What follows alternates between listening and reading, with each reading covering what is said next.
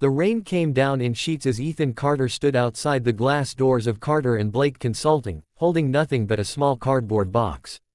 Inside the box were 15 years of memories, a framed family photo, an old coffee mug that read "World's Okayest Husband," a leather notebook filled with business ideas, and a pen his wife had given him on their wedding day.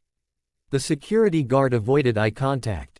"I'm sorry, Mr. Carter," he whispered. "Those were my instructions." Ethan nodded. "It isn't your fault." The doors locked behind him with a sharp electronic click. That sound ended 15 years of marriage. And 20 years of building a company. 3 hours earlier, the conference room erupted into applause. Jessica Carter stood at the head of the table, smiling confidently as the final documents were signed. "Ladies and gentlemen," announced the client, "we're proud to award Carter and Blake Consulting the $33 million global expansion contract." Everyone clapped. Champagne bottles popped. Phones came out for pictures. Jessica accepted every compliment with perfect grace. "Thank you," she said. "This is the biggest achievement of my career." Across the room, Ethan smiled quietly. Nobody noticed him. Nobody knew that the entire deal existed because of him. For 6 months, Ethan had secretly solved every crisis behind the scenes. He negotiated impossible terms, rebuilt financial projections overnight, personally convinced investors who had nearly walked away. Whenever Jessica received praise, Ethan simply smiled. He never wanted credit. He wanted his wife to shine. That evening, Jessica walked into their luxury penthouse carrying flowers people had given her. The dining table was covered with candles. Ethan had cooked her favorite meal. "I wanted tonight to be special." Jessica barely looked at it. "We need to talk." Every husband knows those 4 words. Ethan slowly sat down. Jessica placed divorce papers on the table. "I've changed." He stared at her. "I don't understand. I've outgrown this marriage." Silence. She continued coldly. "Today's deal proved something." "What?" "I don't need you anymore." The words landed like bullets. "You've become ordinary, Ethan. I've spent years carrying dead weight." He blinked. "Dead weight." She folded her arms. "I built this company." Ethan almost laughed. Instead, he remained silent. She mistook his silence for weakness. "I've already spoken with the attorneys. The apartment stays with me. The company stays with me. You leave tonight." He looked around the home they had built together. Every painting had been chosen together. Every piece of furniture had a memory. Every dream had once belonged to both of them.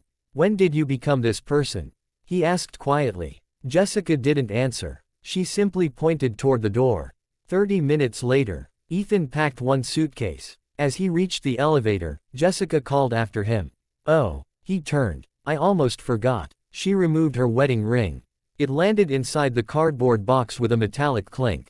"You can keep that." The elevator doors closed. Neither of them knew. That would become the biggest mistake of Jessica's life. Ethan checked into a modest hotel.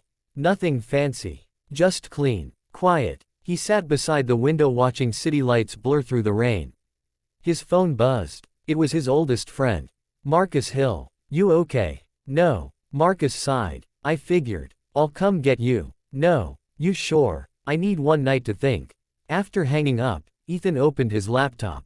For the first time in years, he logged into an email account nobody knew existed. Not even Jessica. Inside were thousands of messages.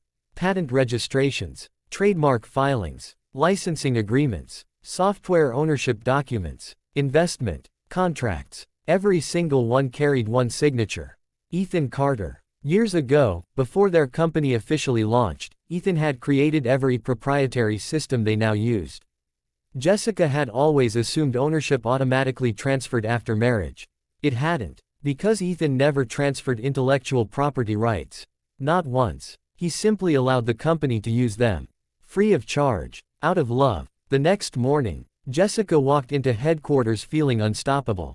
Employees applauded. Reporters requested interviews. Business magazines wanted exclusive features. She loved every second. Her assistant rushed toward her. "Congratulations again." Jessica smiled. "Thank you. The legal department also needs your signature." "For what?" "They're finalizing paperwork for the international expansion." "No problem." She entered her office. A stack of contracts waited on her desk. She casually flipped through them. Then, she froze. At the bottom of page 1, A licensing notice appeared. Core Strategic Analytics Platform. Owner, Ethan Carter. Jessica frowned. She turned the page. Another notice. Customer Optimization Framework. Owner, Ethan Carter. Next page. Financial Prediction Engine. Owner, Ethan Carter. Next page. International Compliance Database. Owner, Ethan Carter. Every page. Every system. Every technology. Every process. Owner, Ethan Carter. Her hands began shaking. This can't be right. She grabbed the phone. Get legal in my office. Now. 20 minutes later. The company's chief attorney looked unusually nervous. Jessica slammed the contracts onto the desk. Explain. He adjusted his glasses. We discovered something during due diligence. What? Mr. Carter personally owns nearly all proprietary intellectual property used by this company. Jessica laughed. No, I'm afraid yes. Transfer it. We can't. Why not? He never assigned ownership. Jessica's smile disappeared. What does that mean? The attorney swallowed hard. It means. He hesitated. The $33 million contract legally cannot proceed without his written permission.